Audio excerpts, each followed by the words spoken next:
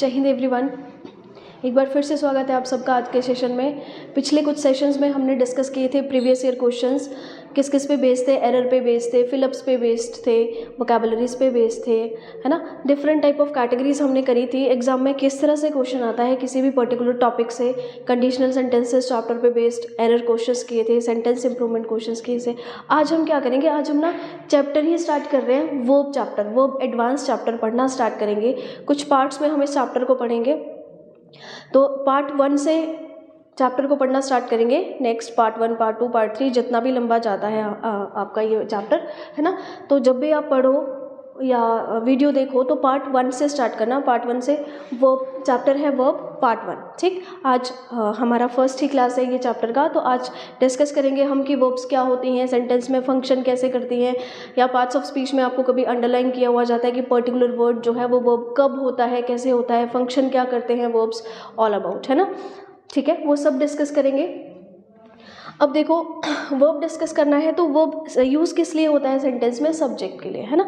Subject sentence में होगा तो वर्ब होगी। एक बार सब्जेक्ट थोड़ा सा बता देती हूँ, फिर उसके बाद हम वर्ब पे आ जाते हैं सीधा, है ना।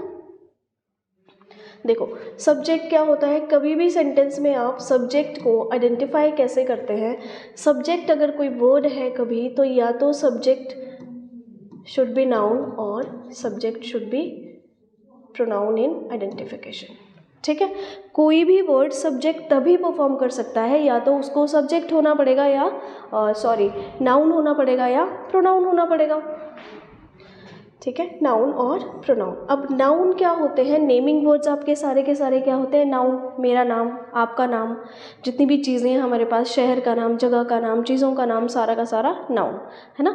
नाउन को आइडेंटिफाई करते हैं सारे के सारे नेमिंग वर्ड्स,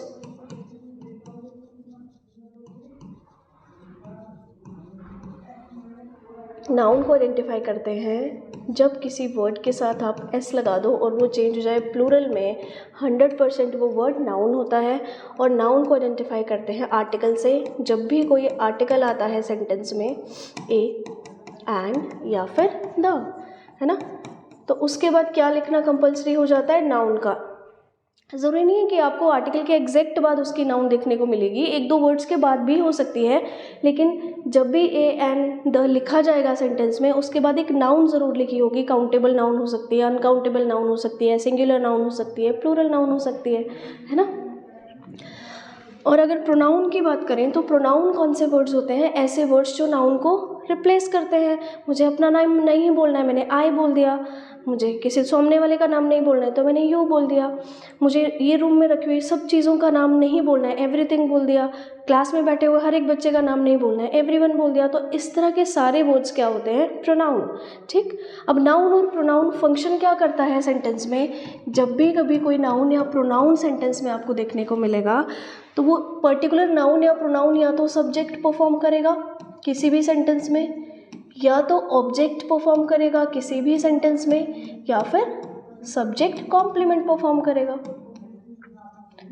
ठीक है। तो ये नाउन या प्रोनाउन का फंक्शन है।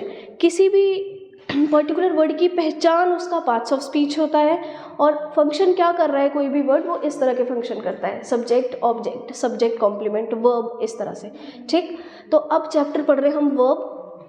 वर्ब को आप किसके बिना नहीं लिख सकते। अगर आप एक एफर्मेटिव सेंटेंस की बात कर रहे हैं तो वहाँ सब्जेक्ट का लिखना कंपल्सरी होता है।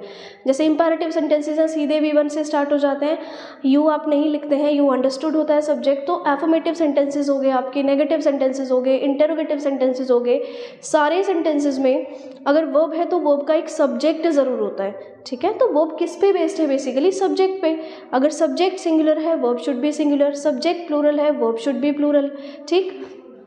तो अब वो सब्जेक्ट कैसे पहचाना, क्या सीखा हमने कि सब्जेक्ट अगर कोई वर्ड होगा तो that particular word should be either noun और प्रोनाउन, ठीक है।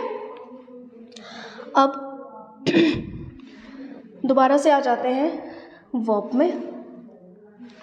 देखो, सामने लिखा है वर्ब। जो वर्ब है सेंटेंस में 2 टाइप्स का होता है, ऑक्सिलरी वर्ब और मेन वर्ब।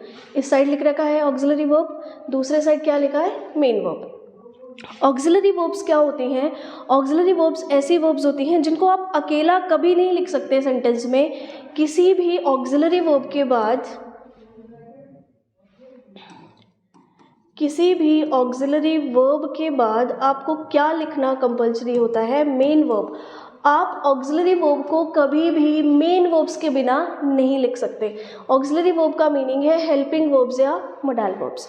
जब भी कभी सेंटेंस में हेल्पिंग वर्ब आएगा उसके बाद क्या लिखा जाएगा? मेन वर्ब, है ना।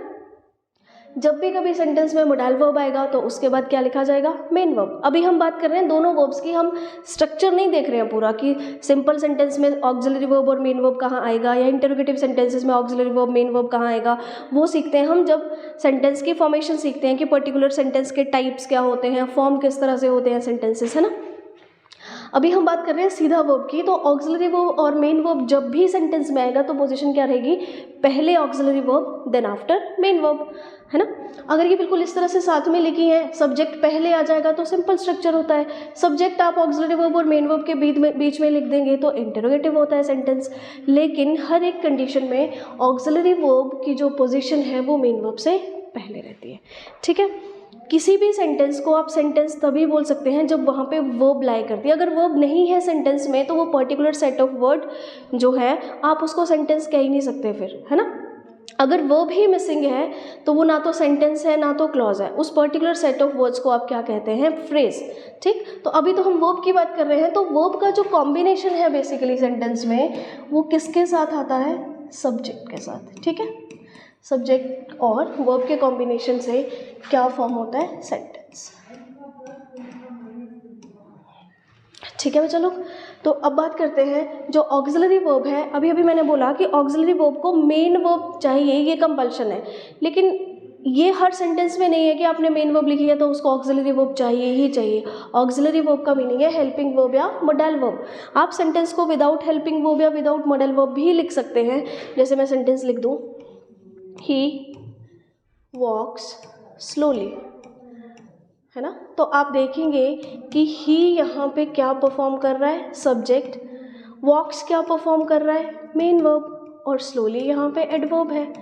अगर पार्ट्स ऑफ स्पीच आपको नहीं क्लियर हैं तो इससे पहले कुछ वीडियोस पढ़ी हैं, इसी चैनल में वीडियोस हैं अपलोडेड हुई है ना। वहाँ पे मैंने identification of parts of speech पढ़ा है, वो ध्यान से देख लीजिएगा एक बार वीडियोस। तो ये सेंटेंस में सब्जेक्ट भी है और मेन वर्ब भी है, ऑक्सिलरी वर्ब नहीं है फिर भी ये सेंटेंस है। तो दैट मीन्स कि एक सेंटेंस को सेंटेंस बोलने के लिए दो चीज़ों का होना कंपल्सरी होता है, सब्जेक्ट और वर्ब, ठीक। ऑक्सिलरी वर्ब को आप विदाउट मेन वर्ब नहीं लिख सकते हैं। अब आते हैं, देखो नेक्स्ट पार्ट में, इधर पहला ये क्या कह रहा है कि जो ऑक्सिलरी वर्ब है वो टू टाइप्स का है, हेल्पिंग वर्ब्स और मोडाल वर्ब्स। अब हेल्पिंग वर्ब्स क्या होती हैं, क्या काम है हेल्पिंग वर्ब्स का, आज हम ये चार्ट डिस्कस करेंगे। नेक्स्ट वीडियो में फिर थोड़ा सा इलेबोरेशन के साथ पढ़ेंगे चीज़ों को, ठीक। पहले ये चार्ट अपने दिमाग में अच्छे से बिठा लीजिए कि कभी इन्फिनेटिव पूछ लिया जाए, जीरेंड पूछ लिया जाए, है ना, पार्टिसिपल पूछ लिया जाए, तो ये तो सारे ही वर्ब के पार्ट हैं, लेकिन सेंटेंस में फंक्शन कैसे करते हैं और कौन सी पोजिशन में होते हैं। हेल्पिंग वर्ब में आपकी क्या आती हैं? बी की फॉर्म्स, है ना। जो बी की फॉर्म्स हैं सेंटेंस में वो आपकी सेंटेंस में एक्चुअल में सारी बी की फॉर्म्स ज़रूरी नहीं है कि हेल्पिंग वर्ब भी होंगी। बी की फॉर्म्स हेल्पिंग वर्ब भी होती हैं और बी की फॉर्म मेन वर्ब भी होती हैं। बट कोई भी वर्ड अगर हेल्पिंग वर्ब है तो वो बी की फॉर्म ज़रूर होता है। यहाँ पे ये बोलने का मतलब नहीं है कि बी की फॉर्म्स सिर्फ हेल्पिंग वर्ब्स होती हैं। अगर मैं बी की फॉर्म्स की बात करूँ तो ये जो बी की फॉर्म्स हैं सेंटेंस में ये हेल्पिंग वर्ब भी हो सकती हैं और मेन वर्ब भी हो सकती हैं। बट इतना कहा जा सकता है कि जितने भी हेल्पिंग वर्ब्स हैं सब क्या होते हैं? बी की फॉर्म्स, ठीक है। चलो बी की फॉर्म्स में कौन कौन से हेल्पिंग वर्ब्स आएंगे? Is, am, are, was, were, has, have, had, do, did और does, ठीक है। ये है आपकी हेल्पिंग वर्ब्स। ये वर्ड्स सेंटेंस में जब आएंगे तो ये क्या परफॉर्म करेंगे? हेल्पिंग वर्ब, ठीक है। यही सारे वर्ड सेंटेंस में मेन वर्ब भी हो सकते हैं, जैसे he is my best friend, तो इज़ वहाँ पे मेन वर्ब है, लेकिन मैंने आपको ये नहीं कहा कि ये सारे वर्ड्स जब भी सेंटेंस में आएंगे ये सिर्फ हेल्पिंग वर्ब्स होंगे, ये मेन वर्ब भी हो सकते हैं, लेकिन अगर कोई हेल्पिंग वर्ब जैसा वर्ड है सेंटेंस में तो वो इनमें से एक होगा, ठीक है। जैसे डू की फॉर्म्स क्या होती हैं, डू, डिड, डन, डूइंग और डज, 5 फॉर्म्स होती हैं, है ना। डू भी लिखा है मैंने, डिड भी लिखा है, डज भी लिखा है, मैंने डन और डूइंग नहीं लिखा है यहाँ पे। क्यों नहीं लिखा है, क्योंकि डन और डूइंग सेंटेंस में क्या एक्ट करते हैं, मेन वर्ब, ठीक है। जो वर्ब की थर्ड फॉर्म है और फोर्थ फॉर्म है वो इस वाले साइड में आ जाती है। आप ऑक्सिलरी वर्ब की जगह पे वर्ब की थर्ड फॉर्म और फोर्थ फॉर्म कभी भी नहीं आती है। रीज़न ये है कि जितने भी हेल्पिंग वर्ब्स हैं, अगर मैंने आपको अभी बोला कि हेल्पिंग वर्ब्स यूज़ किसके लिए होते हैं, मेन वर्ब्स के लिए, तो अगर हेल्पिंग वर्ब मेन वर्ब्स के लिए आ रहे हैं तो फंक्शन क्या कर रहे हैं, क्या काम है हेल्पिंग वर्ब्स का, हेल्पिंग वर्ब्स का काम है मेन वर्ब की हेल्प करना, क्या करने में, टाइम बताने में, ठीक है। कोई भी हेल्पिंग वर्ब जब सेंटेंस में आता है तो वो क्या करता है, टाइम बताता है सेंटेंस में पर्टिकुलर, कि जो सेंटेंस है उस सेंटेंस में जो एक्शन है या इन्फॉर्मेशन दी जा रही है उसका टाइम कब का है, प्रेजेंट का है, पास्ट का है, फ्यूचर का है। इसलिए इनका नाम क्या रखा गया, हेल्पिंग वर्ब, क्योंकि फंक्शन क्या करती है, ये हेल्प करती है मेन वर्ब की, ठीक है। जैसे मैं बात करूँ इज, एम, आर, तो इज, एम, आर सेंटेंस में क्या करता है, कॉन्टिन्यूटी बताता है ना। इज, एम, आर वाले सेंटेंसेस में आप जब आप यूज़ करते हो वर्ब की फोर्थ फॉर्म, ये जो V4 है ये मेन वर्ब वाला पार्ट है। इज, एम, आर या वॉज वर्ड जब भी सेंटेंस में आता है, एक्टिव वॉइस की बात कर रहे हैं हम, अभी पैसिव वॉइस की बात नहीं कर रहे। पैसिव वॉइस में तो सब जगह is, am, are, was word के साथ क्या आ जाता है, V3, है ना। हम बात कर रहे हैं टेंसेस चैप्टर की, क्योंकि बेसिक्स तो हम टेंसेस में ही पढ़ते हैं, फिर एक्टिव पैसिव तो उसके बाद वाला चैप्टर है, क्लियर। तो is, am, are, was word जब भी आप लिखते हो तो उसके बाद आती है वर्ब की फोर्थ फॉर्म, और वर्ब की फोर्थ फॉर्म सेंटेंस में कॉन्टिन्यूटी बताती है, टाइम कभी नहीं बताती, ठीक है। अगर मैं इन शॉर्ट लिखूँ तो हेल्पिंग वर्ब का काम क्या होता है, टाइम डिनोट करना। अब मैं एक तरफ आपको कह रही हूँ कि वर्ब की 5 फॉर्म्स होती हैं, V1, V2, V3, V4 और V5। तो जो वर्ब की फर्स्ट फॉर्म है वो खुद टाइम बता सकती है, इसलिए वो विदाउट हेल्पिंग वर्ब लिखी जा सकती है। वर्ब की सेकंड फॉर्म है, खुद टाइम बता सकती है, इसीलिए आप उसको विदाउट हेल्पिंग वर्ब लिख सकते हैं। वर्ब की फिफ्थ फॉर्म है, ये भी टाइम बताती है, इसलिए आप इसको भी विदाउट हेल्पिंग वर्ब लिख सकते हैं, ठीक है। लेकिन ये जो वर्ब की थर्ड और फोर्थ फॉर्म है ये कभी भी टाइम नहीं बताता है, ठीक है। अभी ये V1, V2, V3, V4 मैंने मेन वर्ब्स लिखा हुआ है बेसिकली, है ना। वर्ब की फर्स्ट फॉर्म कब का टाइम बताती है, प्रेजेंट का। वर्ब की सेकंड फॉर्म टाइम बताती है पास्ट का, और वर्ब की फिफ्थ फॉर्म भी टाइम बताती है प्रेजेंट का, ठीक है जी। अब थर्ड और फोर्थ फॉर्म तो टाइम बताती ही नहीं है, तो थर्ड और फोर्थ फॉर्म सेंटेंस में जब आप यूज़ करते हैं, देखो V4 क्या होता है, ING वाला वर्ब। मैं एक सेंटेंस लिख रही हूँ, ही इज प्लेइंग वेल, एक सेंटेंस लिखा मैंने, ही इज प्लेइंग वेल। फिर मैं एक और सेंटेंस लिख रही हूँ, ही वॉज प्लेइंग वेल, ठीक है। दोनों सेंटेंसेस में क्या आपको प्लेइंग से समझ में आ रहा है कि कब का टाइम चल रहा है। प्लेइंग वर्ब की कौन सी फॉर्म हुई, फोर्थ फॉर्म, ING वाली फॉर्म जो होती है वो फोर्थ फॉर्म होती है वर्ब की। क्या आपको प्लेइंग से समझ में आ रहा है कि जो एक्शन कर रहा है वो प्रेजेंट का है या पास्ट का है, कि वो खेल रहा है या खेल रहा था। प्लेइंग से तो आपको समझ में ही नहीं आया, आपको समझ कहाँ से आ रहा है, इज और वॉज से। ये रहा आपका इज और ये रहा आपका वॉज। इट मीन्स कि इज और वॉज यहाँ हेल्पिंग वर्ब है और प्लेइंग क्या है, मेन वर्ब। हेल्पिंग वर्ब काम क्या कर रहा है, वो टाइम बता रहा है, ठीक है, कि ये जो एक्शन हुआ है सेंटेंस में वो कौन से टाइम का एक्शन है। ही इज प्लेइंग, वो अच्छा खेल रहा है, इससे समझ में आ रहा है। He was playing well, was क्या है वर्ब की सेकंड फॉर्म, और वॉज क्या बताता है, पास्ट का टाइम। इज है वर्ब की कौन सी फॉर्म, फिफ्थ फॉर्म प्रेजेंट का टाइम बताता है, ठीक है। तो यहाँ पे इज और वॉज से आपको ये समझ में आया कि टाइम क्या चल रहा है किसी भी एक्शन का, ठीक है। तो हेल्पिंग वर्ब ये बताती हैं आपको। वैसे ही मैं अगर थर्ड फॉर्म की बात कर रहा हूँ, थर्ड फॉर्म में मैं यहाँ पे लिख दूँ he has done his work, है ना। एक मैंने लिखा he has finished his work, he had finished his work या he had done his work। अगर done ही लिखना है तो done ही लिख लो यहाँ पे भी, ठीक है।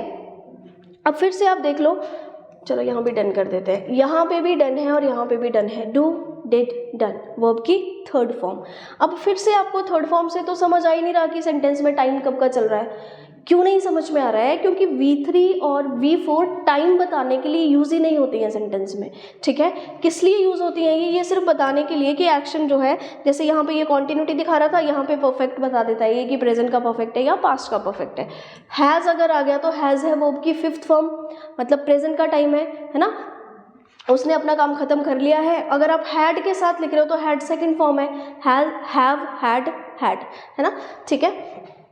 तो यहाँ पे ये V2 है, पास्ट का टाइम चल रहा है, वो अपना काम खत्म कर चुका था, ठीक है। तो हेल्पिंग वर्ब्स इस तरह से यूज होती हैं सेंटेंस में।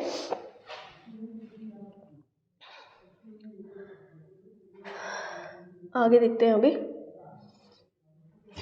सारा रब हो गया, चलो कोई बात नहीं, दोबारा से देख लेते हैं। हम अभी कहाँ पे थे? ऑक्सिलरी वर्ब्स पे।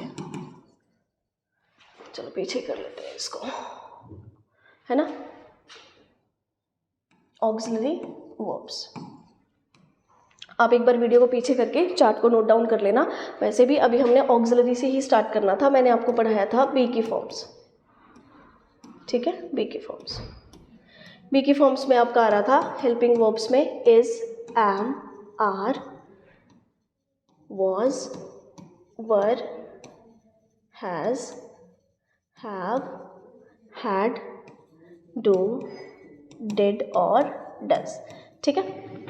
नेक्स्ट वीडियो में एक बार मैं दोबारा से बना दूंगी, अभी सेव नहीं था वो चार्ट तो इसीलिए क्लीन किया मैंने, सारा क्लीन हो गया। तो फर्स्ट वाला पार्ट क्या था उस चैप्टर में? Auxiliary verbs. वीडियो को थोड़ा सा पीछे करके आप एक बार देख लीजिएगा, हमने ये डिस्कस किया था, है ना। अभी मैंने आपको अभी बोला कि इज, एम, आर और वॉज वर्ब के बाद ये सारे क्या है? Helping verbs. हेल्पिंग वर्ब्स आप विदाउट मेन वर्ब नहीं लिख सकते। अब आपको यहाँ पे ध्यान क्या रखना है कि is, am, are, was verb के बाद आती है वर्ब की फोर्थ फॉर्म। फर्स्ट पॉइंट, जब भी आप एक्टिव वॉइस की बात करेंगे, कॉन्टिन्यूटी की बात करेंगे, फोर्थ फॉर्म। जब भी कभी हैज़, हैव और हैड हेल्पिंग वर्ब्स होंगे उसके बाद यूज होगी वर्ब की third form. Second important point, has, have और हैड जब भी आता है वर्ब की कौन सी फॉर्म आएगी? थर्ड फॉर्म, ठीक है बच्चा।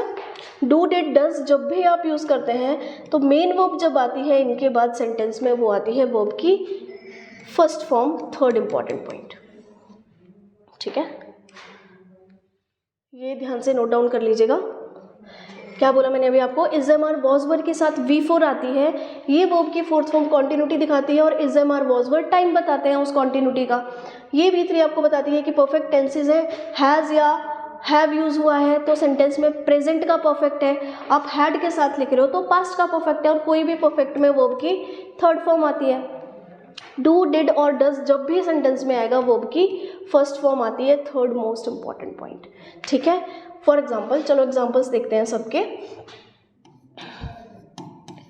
ही इज रनिंग स्लोली, ठीक है। रनिंग है फोर्थ फॉर्म, तो is, am, are, was verb के बाद मैंने आपको बता दिया फोर्थ फॉर्म आता है। इसकी जगह पे आप यहाँ पे वॉज भी लिख सकते हैं, बस इज और वॉज लिखने से टाइम चेंज हो रहा है बस इस रनिंग वाले एक्शन का, है ना। सेकंड कह रहा है हैज़, हैव, हैड, ही के साथ आ जाएगा हैज़ और दे के साथ आप क्या लिख लेते हैं? हैव। हैव आपका प्लूरल फॉर्म होता है, हैज़ आपका सिंगुलर फॉर्म होता है और हैड आपका V2 होता है जो पास्ट बताता है ना। He has completed his work और दूसरा they have completed their work, ठीक है। बिल्कुल बेसिक से पढ़ा रही हूँ, बिल्कुल ही बेसिक से, ध्यान से देख लीजिएगा। कोई डाउट होगा आप कमेंट सेक्शन में पूछ लेना। he has completed his work is, he singular subject है, आपने क्या लिखा है? सिंगुलर हेल्पिंग वर्ब, ठीक है। सिंगुलर हेल्पिंग वर्ब ही क्यों लिखा? क्योंकि कंप्लीटेड जो वर्ड है वो वर्ब की थर्ड फॉर्म है। आप चेक करेंगे कंप्लीट, कंप्लीटेड, कंप्लीटेड, और वर्ब की थर्ड फॉर्म और फोर्थ फॉर्म ना ही कभी सिंगुलर और प्लूरल बताती है आपको सेंटेंस में और ना ही कभी टाइम बताती है। आप देखेंगे तो ही के साथ भी कंप्लीटेड लिखा है, दे के साथ भी कंप्लीटेड लिखा है। इट मीन्स कि सेंटेंस में जो डिफ्रेंशिएट कर रहा है टाइम को या सिंगुलर या प्लूरल चीज़ों को वो हैज़ और हैव कर रहा है, ऑक्सिलरी वर्ब कर रहा है, हेल्पिंग वर्ब कर रहा है, ठीक है। तो हैज़, हैव और हैड के साथ V3, आप इन दोनों में ही हैड लिख देते तो पास्ट का हो जाता सेंटेंस और कंप्लीटेड एज इट इज चलता, है ना। अब यहाँ पे मैं लिख दूँ दे वेंट टू मार्केट, है ना। दे वेंट टू मार्केट कब का टाइम है सेंटेंस में? गो, वेंट, गोन वर्ब का सेकंड फॉर्म है। कब का टाइम चल रहा है? पास्ट का। वे मार्केट गए थे। अब मुझे बोलना है कि वे मार्केट नहीं गए थे। अब सेंटेंस क्या हो रहा है? नेगेटिव। और इंग्लिश लैंग्वेज का नेगेटिव और इंटेरोगेटिव सेंटेंस को आप विदाउट ऑक्सिलरी वर्ब नहीं लिख सकते। फिर से ध्यान से सुनना मेरी बात, नेगेटिव और interrogative sentence without auxiliary verb नहीं लिखा जा सकता।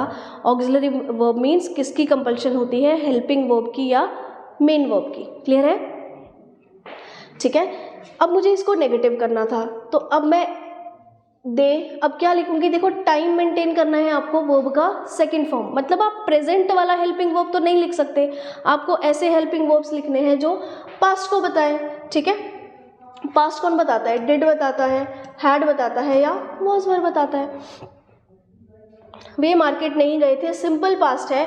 सिंपल पास्ट का जब नेगेटिव होता है तो हेल्पिंग वर्ब्स आते हैं आपके पास डिड, है ना। अब मैं यहाँ पे लिख दूँ they did not went to market. Sentence में गलती है। अभी क्या गलती है? अभी हमने क्या पढ़ा? थर्ड इंपॉर्टेंट पॉइंट क्या था? डू, डिड और डज के साथ वर्ब की फर्स्ट फॉर्म आना कंपल्सरी होती है। ठीक है, तो गलती थी बच्चे यहाँ पे मेन वर्ब की। आपका जो हेल्पिंग वर्ब है डिड है, तो यहाँ पे क्या आना चाहिए था? गो। यहाँ पे आपने वेंट ही लिखा था क्योंकि पास्ट का टाइम बताना था, तो मेन वर्ब पास्ट का टाइम बता रहा है, वर्ब का सेकंड फॉर्म पास्ट का टाइम बताता है। लेकिन यहाँ पे जब आप सेंटेंस को नेगेटिव कर रहे हैं, अब हेल्पिंग वर्ब लिखना कंपल्सरी है, तो आपने डिड लिख दिया, तो रूल ये था कि डिड के साथ आपको गो लिखना है। They did not go to market. ठीक है, एक और एग्जाम्पल लिखते हैं। They go to temple every day, है ना, हर दिन वो लोग मंदिर जाते हैं। अब इसको फिर से नेगेटिव करना है। अगर नेगेटिव करना है, नॉट की जो पोजीशन है, जब कभी नॉट सेंटेंस में आ जाए अफर्मेटिव सेंटेंसेस में, ठीक है, अब आपने सेंटेंस को नेगेटिव करना है तो इसके पहले लिखा जाता है ऑक्सिलरी वर्ब और बाद में क्या लिखा जाता है? Main verb. इट मीन कि नेगेटिव सेंटेंस में ऑक्सिलरी वर्ब्स का लिखना कंपल्सरी है।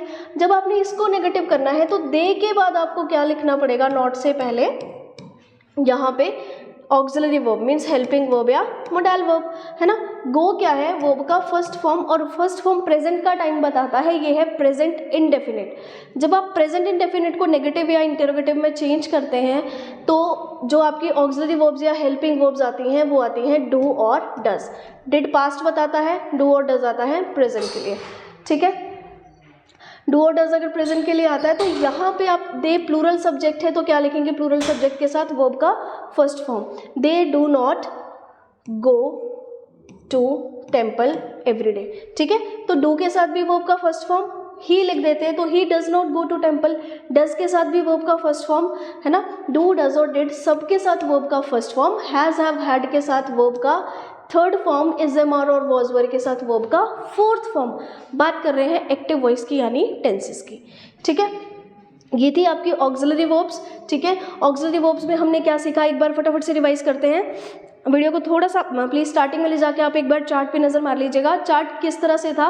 वर्ब्स थी, टू टाइप्स थी आपकी, ऑक्सिलरी वर्ब्स और मेन वर्ब्स। ठीक है, ऑक्सिलरी वर्ब में के सब पार्ट थे टू, हेल्पिंग वर्ब्स और मोडाल वर्ब्स। ठीक है, हेल्पिंग वर्ब्स आज हमने इस क्लास में डिस्कस करे हैं। सारे के सारे हेल्पिंग वर्ब्स क्या थे? Is, am, are, was were, has, have, had, do, did और डज, है ना। ये सारे आपके हेल्पिंग वर्ब्स थे। इन सब के बाद मेन वर्ब कौन सी फॉर्म में आती है ये देखिए हमने विद एग्जाम्पल।